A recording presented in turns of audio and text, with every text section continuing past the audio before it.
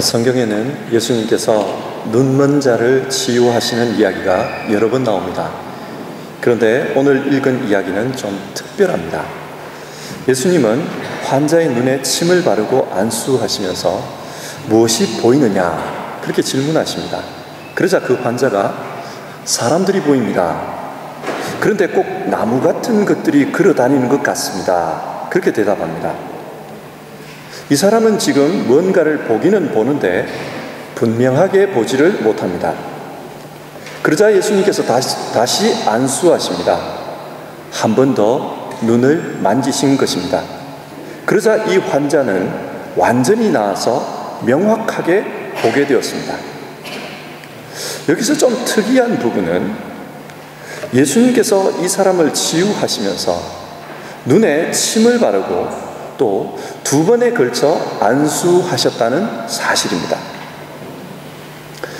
마가복음 10장에는 맹인 바디메오를 고치는 이야기가 나오는데 그때 예수님은 가라, 내 믿음이 너를 구원하였다 말씀 한마디로 바디메오를 치유하셨습니다.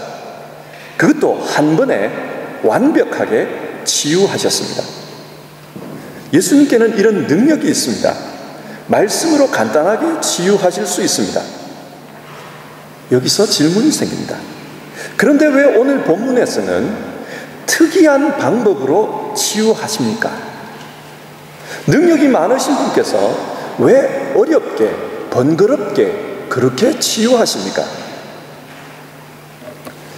예수님께서 하시는 일은 우연이나 혹은 뜻하지 않게 이루어지는 것이 없습니다. 예수님은 심사숙고하셔서 하나님의 사역을 하셨습니다. 그렇다면 오늘 본문에서 그렇게 하신 데는 뭔가 특별한 이유가 있었을 것입니다. 우리가 살펴보는 본문 앞에는 예수님의 이적 이야기가 계속 기록되어 있습니다. 주님은 두로 지방에서 수로보니게 여인의 딸을 고치셨습니다. 그리고 갈릴리 지방으로 돌아와서는 귀먹고 말 더듬는 사람을 고치셨습니다. 뿐만 아니라 물고기 2마리와 떡 7개를 가지고 사흘 동안이나 굶주린 사람 4,000명을 먹이셨습니다.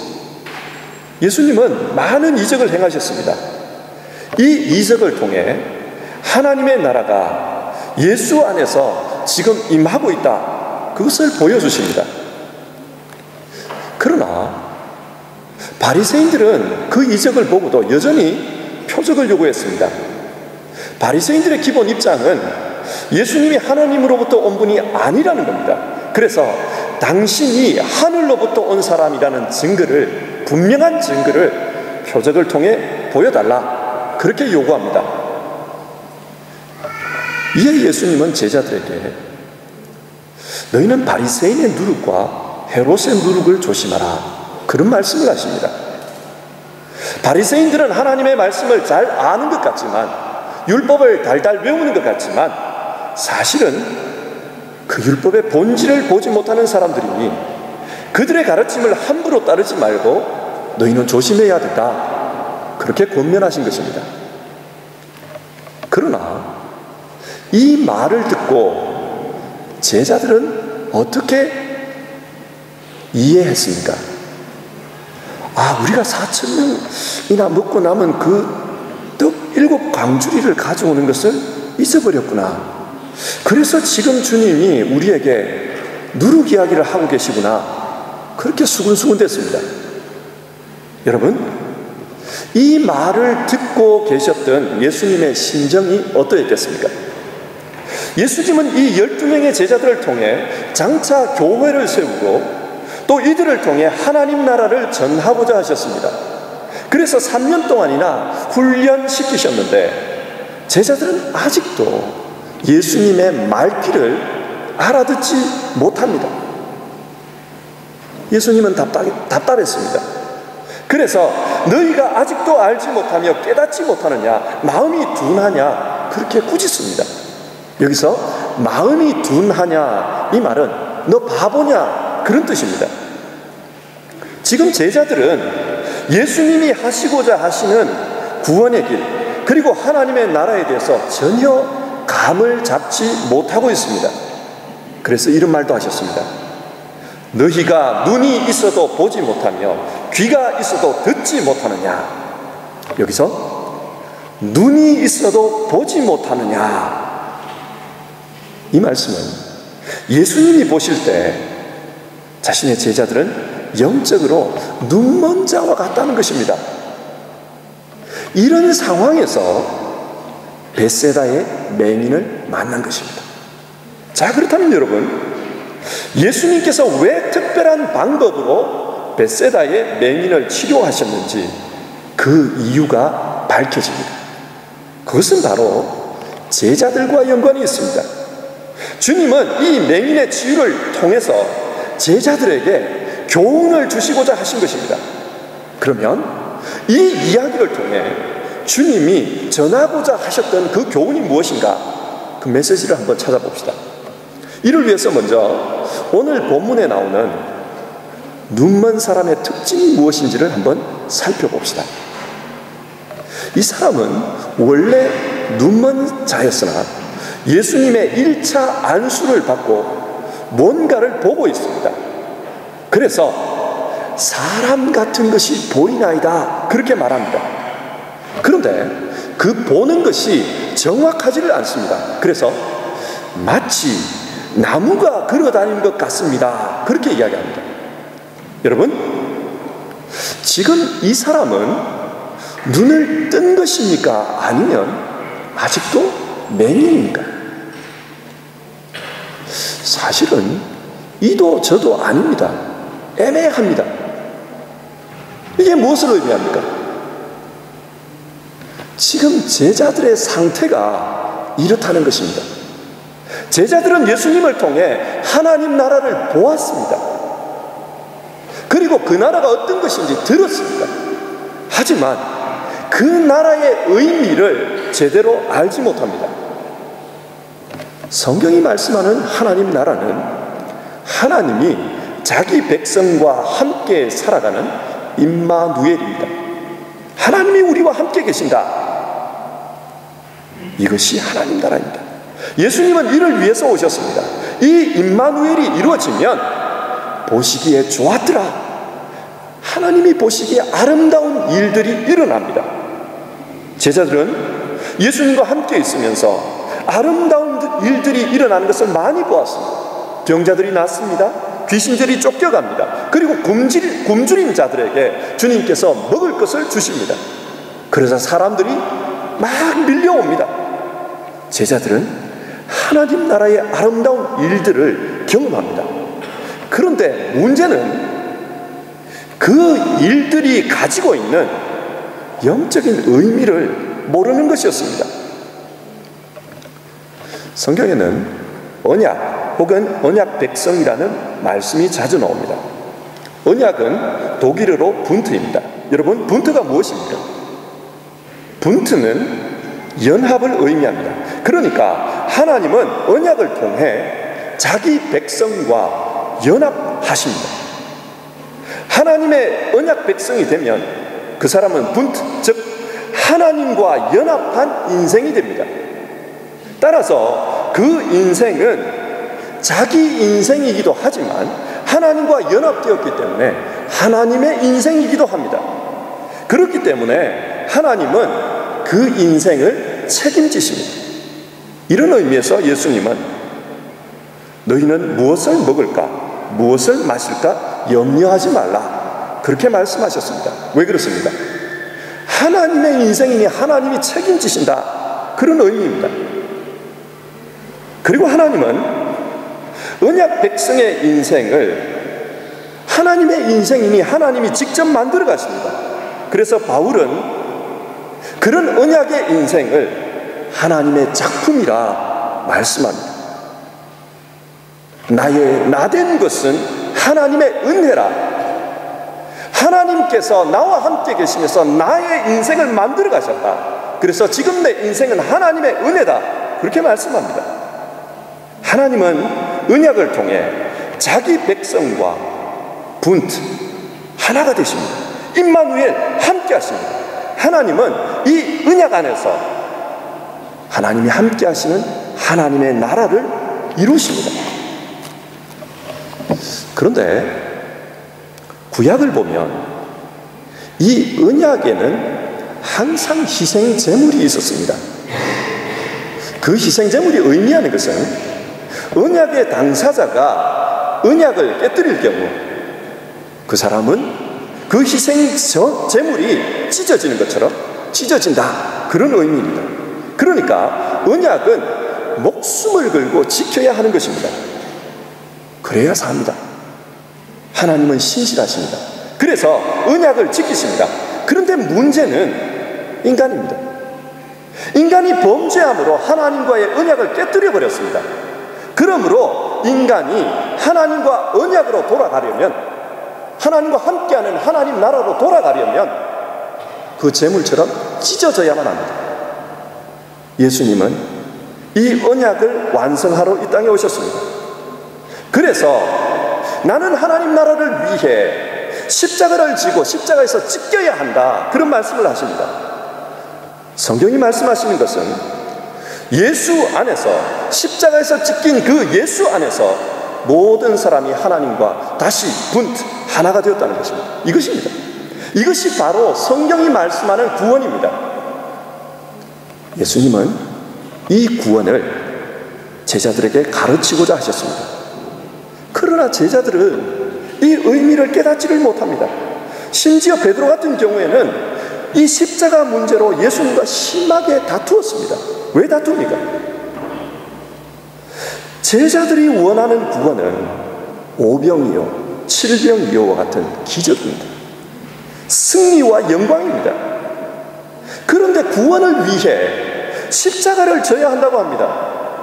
베드로는 구원을 위해서 왜 십자가를 져야 하는지 그 이유를 이해할 수가 없습니다. 구원은 승리와 영광을 얻는 것인데 왜 십자가를 져야 하는가 이해할 수가 없었습니다. 구원의 의미를 몰랐습니다. 이것이 지금 제자들의 상태입니다. 그들은 지금 눈앞에서 보고 있습니다. 그러나 깨닫지를 못합니다. 따라서 신앙에 눈뜬 것도 아니고 그렇다고 해서 눈먼 것도 아닌 애매한 상태에 머물러 있는 것입니다. 제자들의 이런 애매한 모습을 오늘 우리의 현실에서 한번 생각해 봅시다. 저는 요즘 영적 침체 혹은 신앙의 매너리즘에 관심이 많습니다. 영적 침체를 다르게 말하면 신앙적인 우울증입니다. Spiritual Depression입니다. 정신적인 우울증이 있듯이 신앙에도 우울증이 있습니다. 만약 신앙이 가르치는 깊은 의미를 깨닫지 못하면 하나님을 믿으면서도 신앙생활에 재미가 없고 무의미하고 무기력합니다.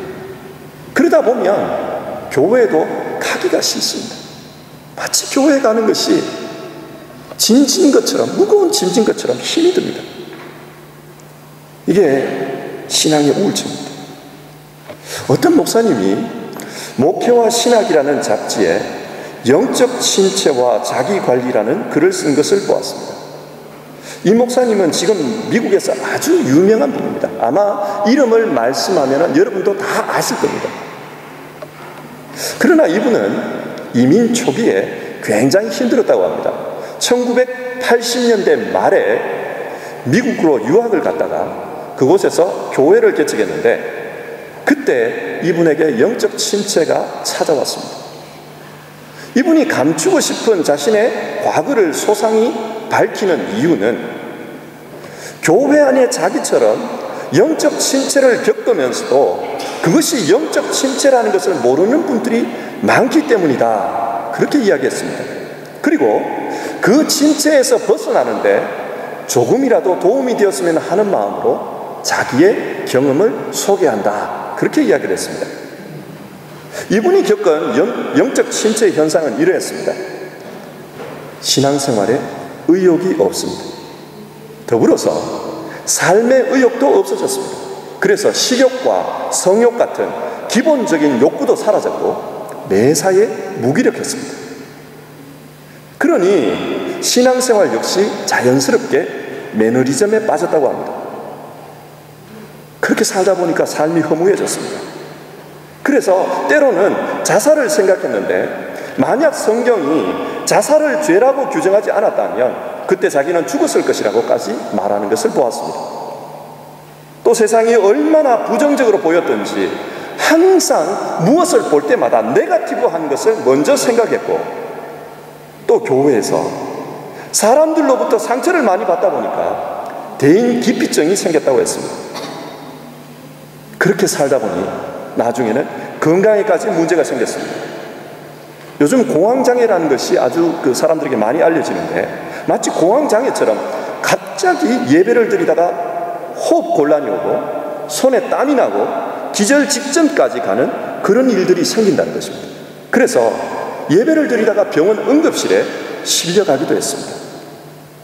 그 목사님은 비록 자신이 목사였지만 영적 침체 속에서 삶의 무기력감, 신앙적인 무기력감 때문에 굉장히 힘들었다. 그렇게 고백했습니다. 혹시 우리 가운데도 이런 경우가 있습니까? 저는 이 이야기를 읽으면서 어쩌면 정도의 차이는 있지만 모든 사람들이 겪을 수 있는 일이라고 생각했습니다. 삶이 힘들 때 신앙이 주는 의미를 깨닫지 못한다면, 또 신앙이 가르치는 하나님의 구원이 뭔지를 깨닫지 못한다면 신앙은 그저 무기력한 것이고, 신앙은 그의 삶에 허무밖에 주지 못하는 것입니다. 오늘날 교회가 현대사회 속에서 겪는 문제 중 하나는 신앙의 매너리즘인데, 이건 역시 영적 침체의 한 모습입니다. 교회에 다니지만 신앙적인 이유와 동기가 불확실합니다. 무엇 때문에 교회에 다니는지, 또 내가 다니면서 무엇을 믿고 있는지, 거기서 뭘 하는지 이유가 불분명합니다. 그냥 다니는 것입니다. 여러분, 이런 모습이 오늘 본문에 나오는 이 눈먼 자, 환자의 모습 아니겠습니까? 그는 분명히 주님을 만났습니다. 주님께서 안수해 주셨습니다. 그래서 교회도 다니고 믿기도 하지만 구원이 뭔지, 왜 예수가 구원자인지, 십자가는 또 왜 필요했는지 모든 것이 불확실합니다. 그러니 삶에 어려움이 생기면 신앙이 회의적으로 여겨집니다. 신앙이 모순으로 다가오고 이해할 수가 없습니다. 그런데 교회에서 자꾸 거룩한 삶을 살라, 선교적인 삶을 살라, 봉사의 삶을 살라, 이런 이야기를 하니까 교회 생활 자체가 더 힘들어집니다. 이것은 마치 눈을 뜨고 뭔가 보고 있기는 한데, 교회에 가서 신앙이 뭔지 보고 있기는 하는데, 그러나 그 보는 것이 무엇인지, 의미가 무엇인지 확실치 않은 오늘 본문 속의 환자의 모습과 같습니다. 그러면 왜 이런 상태가 발생하는 것일까요? 원인이 무엇일까요? 당시 제자들은 주님의 가르침을 분명히 이해하지 못했습니다. 그래서 주님이 하시는 일을 보기는 많이 보지만 그 의미가 무엇인지를 이해하지 못합니다. 그러다 보니 그 의미를 자기 방식대로 이해합니다. 이게 문제의 원인입니다. 이처럼 신앙의 본질을 잘 모르면서 자기 마음대로 이해하면 문제가 생깁니다. 예를 들어 한번 생각해 봅시다. 초대교회에 마르시온이라는 분이 있었습니다. 이분은 지금 터키 북부 지역인 본도 지역 교회 감독의 아들이었습니다. 어려서부터 교회에서 자랐고, 어려서부터 바울이 전한 복음에 아주 친숙했습니다. 그리고 심취했습니다. 이분은 극단적으로 복음만을 믿었습니다. 그래서 율법이 적힌 구약을 거부했고, 신약 중에서도 율법이 나오는 부분은 삭제해버렸습니다. 결국 믿을 곳이라고는 바울 서신과 누가복음밖에 없다, 그런 결론을 내렸습니다. 이분은 성경의 일부를 부정합니다. 그래서 이단으로 정죄되었습니다.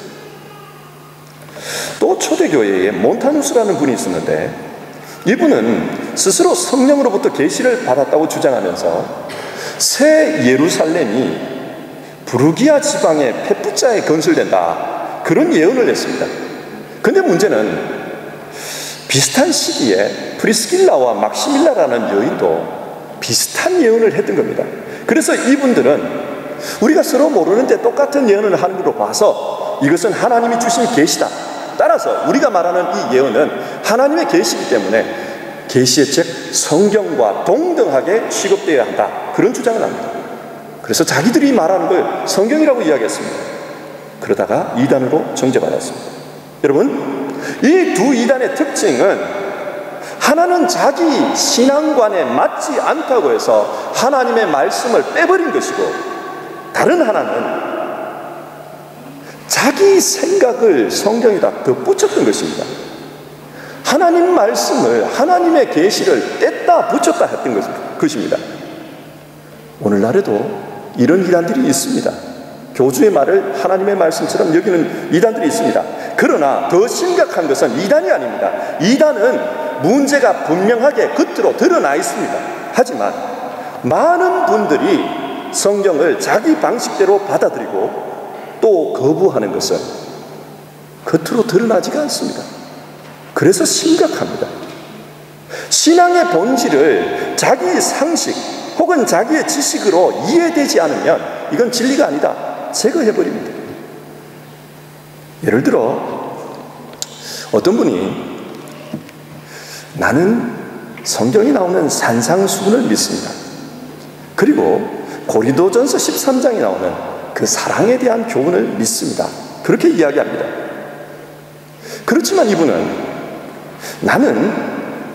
하지만 성경에 다른 이름으로서는 구원을 받을 수 없나니 천하 사람 중에 구원받을 만한 다른 이름을 우리에게 주신 일이 없습니다. 이런 구절은 배타적이기 때문에 믿지 않습니다. 그렇게 이야기합니다. 자신이 생각할 때는 꼭 예수를 믿어야 구원받는 게 아니라 사람이 착하게 살면 하나님이 구원해 주신다. 그렇게 믿는다는 겁니다. 여러분, 이것이 바로 하나님의 말씀을 자기 기준으로 자기 마음으로 붙였다가 뗐다가 하는 태도 아니겠습니까? 왜 이렇게 합니까? 신앙의 본질에 대해서 성경이 말씀하는 것을 분명하게 이해하지를 못했습니다. 그래서 자기 관점으로 자기 입장에서 판단해버립니다. 이런 사람은 진리에 대해서 눈 뜬 것도 아니고 그렇다고 진리를 모르는 눈 감은 것도 아닌 애매한 상태에 있는 사람입니다. 이런 사람들은, 이런 신앙은 어려움 속에서 허무에 빠지기가 쉽습니다. 그 다음 여러분, 예수님은 이런 신앙을 어떻게 치료하고 계십니까? 오늘 본문에서 중요한 것은 정직입니다. 이 본문에서 환자는 자신이 분명하게 볼 수 없다는 것을 예수님께 말씀드립니다. 이것을 통해서 성경이 우리에게 권면하는 것은 어려움 속에서 혹은 진리에 대해서, 성경에 대해서 회의가 생기면 솔직히 주님 앞에 내놓으라는 겁니다. 여러분, 기도가 뭡니까? 우리가 아는 찬송가 가사처럼 주 예수께 조용히 나가 내 마음을 쏟아놓으라 늘 은밀히 보시는 주님 큰 은혜를 베푸시리. 이것이 기도 아니겠습니까? 주님 앞에 솔직하게 자기 마음을 쏟아놓는 것, 이게 기도 아니겠습니까? 이렇게 솔직하게 쏟아놓았을 때 주님이 그 사람을 안수하십니다. 오늘 본문에서 이 맹인이 나는 지금 보이기는 보이는데 그게 뭔지를 모르겠습니다. 그렇게 이야기하자 주님께서 또다시 2차로 그 사람의 눈을 만져주십니다. 그러자 그 사람이 분명하게 보게 되었습니다. 여기서 여러분, 안수가 뭔지를 한번 생각해 보십시오. 헬라어에서 안수라는 말은 손을 얹는다 이런 뜻입니다. 무엇 위에다가 손을 얹는다 이런 뜻입니다. 이게 뭘 의미합니까? 손은 성경에서 하나님의 권능을 나타내는 단어입니다. 따라서 안수는 하나님의 권능 아래에 자기 자신을 두는 것입니다. 하나님의 손 아래에 나 자신을 순종시키는 것입니다. 앞에서 말씀드린 것처럼 구원은 우리 인생이 예수 안에서 하나님과 연합되었다는 것입니다. 그래서 하나님이 우리 인생을 자기의 인생처럼 만들어 가십니다. 그래서 바울 사도는 말합니다. 내가 그리스도와 함께 십자가에 못 박혀 죽었나니 그런즉 이제는 내가 사는 것이 아니요 오직 내 안에 그리스도께서 사시는 것이다. 하나님과 연합된 그 인생을 내가 사는 게 아닙니다. 내 안에 하나님께서 사시는 것입니다. 그렇게 이야기합니다. 그렇기 때문에 내 인생을 내 안에 계시는 그 하나님, 예수님께 맡기면은 그분이 우리의 인생을 만들어 가십니다. 자신의 작품으로 만들어 가십니다. 지금 당장은 어렵게 보여도 순종하는 마음으로 그분의 손 아래에 내 인생을 던져놓으면 그분이 권능의 손으로 우리를 만들어 가십니다. 주님께 책망 들었던 베드로를 한번 생각해 보십시오. 그는 신앙의 불확실성 속에서 주님을 부인하고 나중에는 갈릴리 바다에 가서 고기나 잡으며 살겠다고 그렇게 떠나버립니다. 신앙의 불확실성 속에서 살던 그 베드로는 결국 영적인 침체에 빠지고 맙니다. 그러나 주님은 그 베드로를 찾아가셔서 그 베드로를 교회를 세우는, 내 반석이 위에 내 교회를 세우리니 음부의 권세가 이기지 못하리라, 교회의 반석으로 삼으셨습니다. 왜 그렇습니까? 그의 인생이 주님과 연합된 인생이었기 때문입니다.